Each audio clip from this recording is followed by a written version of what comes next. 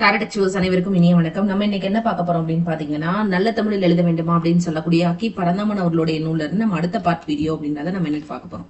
So ஏற்கனவே நல்ல தமிழில் எழுத வேண்டுமா அப்படின்ற நூலை நம்ம நிறைய வீடியோக்கள் பார்த்திருக்கோம். சோ இதுல நிறைய வீடியோக்கள் நிறைய பேர் என்ன செஞ்சிருப்பீங்க அப்படின்னா உங்களுடைய டெய்லி ஷெடியூல்ஸ்ல தவற விட்டுருப்பீங்க. ஆனா வீடியோஸ் அப்படின்றது நீங்க எந்த அளவுக்கு ஒர்க் அவுட் பண்றீங்களோ அந்த அளவுக்கு உங்களுடைய வெற்றி அப்படின்றத அது உறுதிப்படுத்தும். அதாவது ஒரு தடவை கேட்டுட்டு நீங்க படிக்கும் போது அது உங்களுடைய வெற்றி என்ன செய்யும் அப்படின்னா இன்னுமே எளிதாக்கும். சரிங்களா? இன்னைக்கு நம்ம பார்க்க இருக்கிறது வள்ளினம் மிகாத இடங்கள்.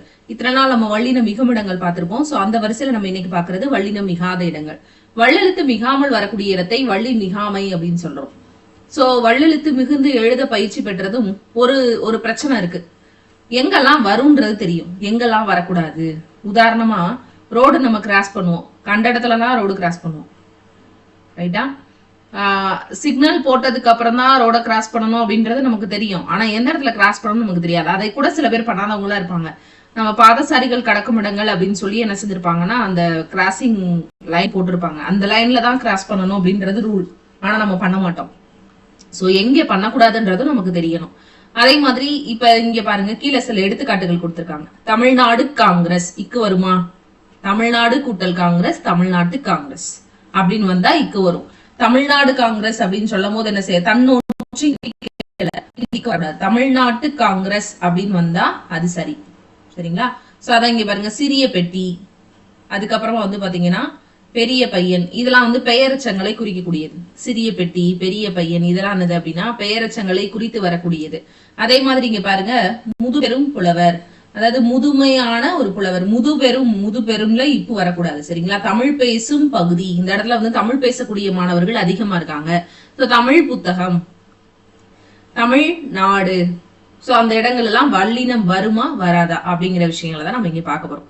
சிறிய பெட்டி என்றும் பெரிய பையன் என்றும் நடைபெற்ற பொதுக்கூட்டம் என்றும் அன்றைய பேச்சு அப்படின்னு தான் இருக்கணும். சோ சிறிய பெரிய இதெல்லாம் பாத்தீங்கன்னா அகர ஈற்று பெயரச்சங்களாக இருக்கும். பாருங்க, நடைபெற்ற பொதுக்கூட்டம், அன்றைய பேச்சு, இதெல்லாம் இருக்கிறது அப்படின்றது பெயரச்சம். ஏன் பெயரச்சம்னு சொல்றோம்? இந்த சிறிய அப்படின்றது ஒரு சொல், அது முற்று பெறல. சோ முற்று பெறாத ஒரு சொல்ல நம்ம என்னன்னு சொல்லுவோம் அப்படின்னா எச்சம்னு சொல்லுவோம்.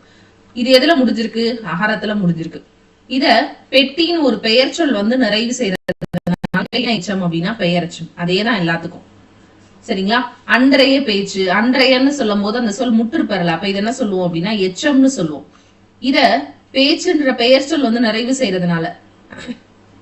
சரிங்களா? பேசு அப்படின்னு சொன்னா அது வினை, பேச்சு உரை அப்படின்னு சொல்லும் போது அது பெயர் சொல். சரியா? சோ அப்ப பெயரச்சங்களுக்கு பின்னாடி என்ன மிகாது? வள்ளெழுத்து மிகாது. இது ரூல். முதுபெரும் புலவர் அப்படின்னு எழுதணும். முதுபெரும், அந்த இடத்துல இங்க என்ன கொடுத்திருந்தாங்க? இப்பு போட்டிருந்தாங்க. சோ தப்பு. முதுபெரும் புலவர். பண்பு தொகையில என்ன செய்யாது? வள்ளினம் மிகாது. முதுமை கூட்டல், அதாவது முதுபெரும் புலவர், பண்பு தொகை, மை விகுதி மறைஞ்சு வந்தாலே பண்பு தொகை. சோ பண்பு தொகையில என்ன மிகாது? வள்ளினம் மிகாது. இப்ப நம்ம ரெண்டு பாத்திருக்கோம், பெயரச்சத்துல வள்ளினம் மிகாது, பண்பு தொகையில வள்ளினம் மிகாது. ஒரு கால் அப்படின்னு எழுதணும். ஒரு கால் இங்க கொடுத்திருக்காங்களான்னு பாருங்க. ஒரு கால் அப்படின்னு கொடுத்திருப்பாங்க. இங்க பாத்தீங்களா? ஒரு காலும், ஒரு நாளும் நடக்காதுன்னு சொல்றதா ஒரு கால். சோ இந்த ஒரு கால் அப்படின்னு எழுதணுமே தவிர ஒரு கால்னு எழுதக்கூடாது. பெரும்பாலும் முற்றிய லுகரம், ஒருன்றது ஒரு முற்றிய லுகரம். ரெண்டுமே குறியில எழுத்தா. இதுக்கு பின்னாடி என்ன வராது அப்படின்னா வள்ளெழுத்து மிகாது. ஆனா சில எக்ஸப்ஷன் கேஸ் இருக்கு. ஒரு காலும் என்று எழுதுவதை ஒரு காலும் அப்படின்னு எழுதுறாங்க அப்படின்னு சொல்றாங்க. ஆறுமுக நாவலர் ஒரு காலும்னு தான் எழுதியிருக்காரு. சரிங்களா? தமிழ் பேசும் பகுதி அப்படின்னு தான் எழுதணும். இப்ப என்ன செய்யக்கூடாது? வரக்கூடாது. ஏன் அப்படி வரக்கூடாது? தமிழை பேசக்கூடிய பகுதி அப்படின்னு இரண்டாம் வேற்றுமை உருவான ஐ அப்படின்றது மறைஞ்சு வந்திருக்கு. அப்ப இரண்டாம் வேற்றுமை தொகை, தொகையில என்ன செய்யாது? வள்ளினம் மிகாது. விரியில தான் வள்ளினம் மிகும். இப்ப இதுவே தமிழை பேசும் பகுதி அப்படின்னு இருந்துச்சுன்னா என்ன எழுதணும் அப்படின்னா அந்த இடத்துல வள்ளினம் மிகணும். ஏன்? இரண்டாம் வேற்றுமை விரியான ஐ வெளிப்படையா வந்திருக்கு. இங்கேயும் வள்ளின எழுத்து. சரிங்களா? அப்புறம் தமிழ் பற்று, தமிழ் புலவர், தமிழ் பேராசிரியர் எனும் தொடர்கள்ல வள்ளினம் மிகும். ஏன்? தமிழில் எழுதப்பட்ட புத்தகம், நல்லா கவனிக்கணும். தமிழ் புத்தகம், தமிழ் பற்று, தமிழ் புலவர், தமிழை பேசக்கூடிய, அதாவது தமிழ் எப்படி சொல்றது அப்படின்னா தமிழின் மீது பற்று கொண்டவர். மூன்றாம் வேற்றுமை உருபு முதல்ல என்னது? இல்லும் இன்னும். சரிங்களா? இல்ல அல்லது இல்லை என்று. சரிங்களா? தமிழில் பற்று, தமிழின் மீது கொண்டுள்ள பற்று. அப்ப மூன்றாம் வேற்றுமை உருவோட அதனுடன் தொக்கில் இருக்கக்கூடிய சில தொகைகள் மறைஞ்சு வருது. தமிழை பேசும் புலவர் அல்லது தமிழில் புலவர், தமிழில் பேராசிரியர் அப்படின்ற தொடர்கள்ல வல்லினம் மிகும். ஏன்னா மூன்றாம் வேற்றுமை உருவும் பயனும் அதோட மறைஞ்சு இருக்கக்கூடிய தொகைகள்ல என்ன செய்யும்? வல்லினம் மிகும்.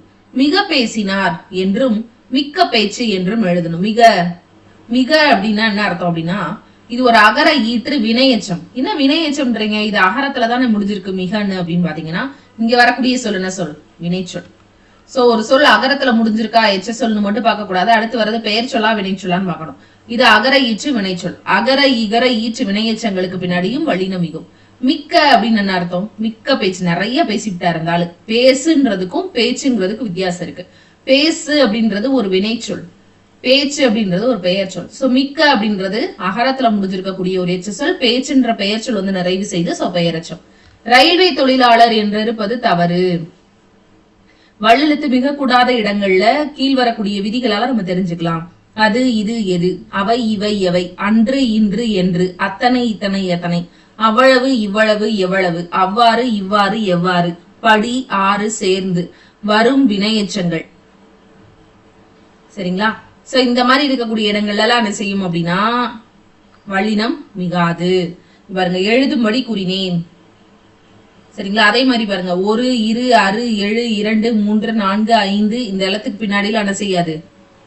கச தப எனும் இனம் இருந்தால் வல்லெழுத்து மிகாது. இதெல்லாம் ரொம்ப முக்கியமான ஒரு கொஸ்டின் ஏரியா.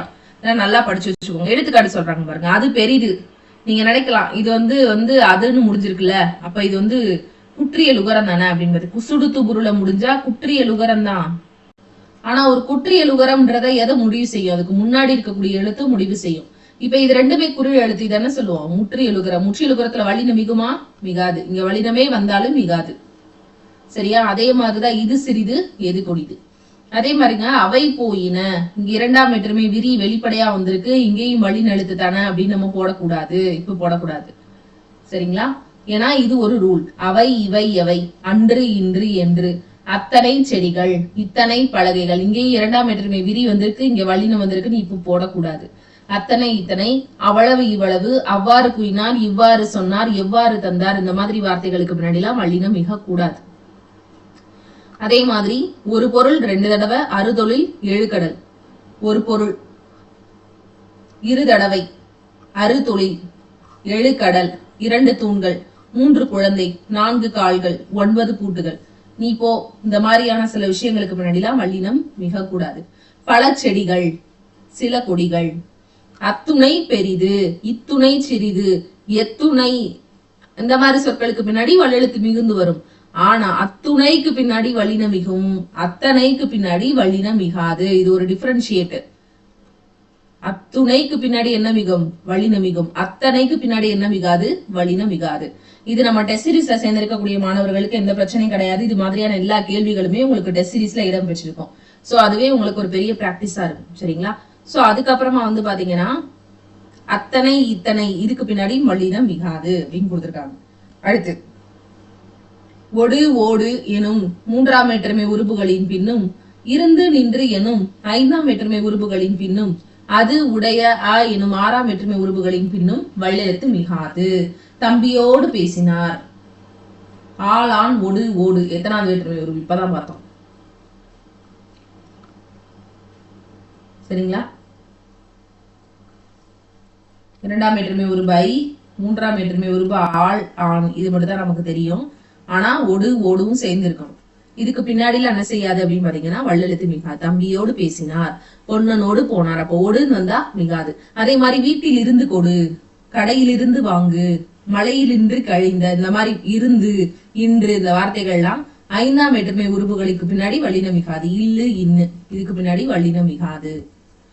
தலையின் இழிந்த மயிர் ஒரு எக்ஸாம்பிள் சொல்லலாம். அடுத்து பாருங்க, ஆறாவது வேற்றுமை உறுப்பு அது கோழியினது கொண்டை. இப்ப இதே இது கோழி கொண்டை அப்படின்னு இருந்துச்சுன்னா அந்த இடத்துல என்ன மிகும்?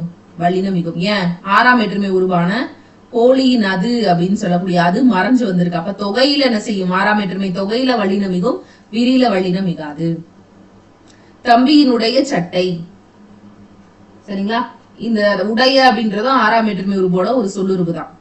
சரிங்களா? இதே இது தம்பி சட்டை, ஏன் தம்பியினுடைய தொகை மறைஞ்சு வந்திருக்கு. இது நல்லா வித்தியாசம் தெரிஞ்சுக்கணும். சரிங்களா? அதுக்கப்புறம் ஓடான்ற ஈறுகட்டை எதிர்மறை பெயரச்சத்துக்கு முன்னாடி வல்லினம் மிகாது. உதாரணமா பாருங்க, ஓடா குதிரை. ஓடா குதிரை.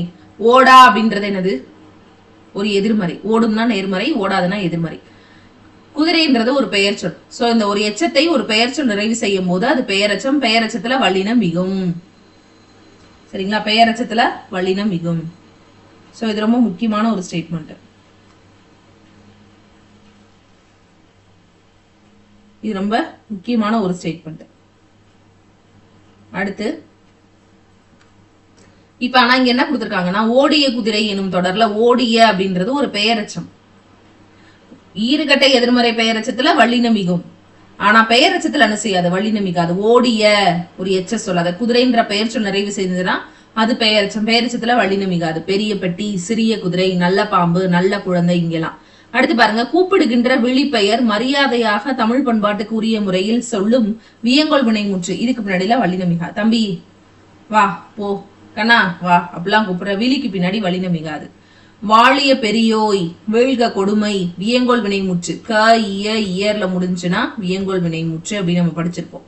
வாழி, வாழி வேந்தே அப்படின்னு சொல்றாங்க இல்லையா? சோ அதுக்கு பின்னாடிலாம் என்ன செய்யாது? வல்லினம் மிகாது. சோ எதெல்லாம் வல்லினம் மிகாது அப்படிங்கிறதுல நெக்ஸ்ட் எக்ஸாம்பிள்ஸ் நம்ம பார்த்திருக்கோம். சோ நெக்ஸ்ட் பார்ட்ஸ் கொஞ்சம் இருக்கு. சோ அதை நம்ம அடுத்த கிளாஸ்ல பார்க்கலாம். நன்றி.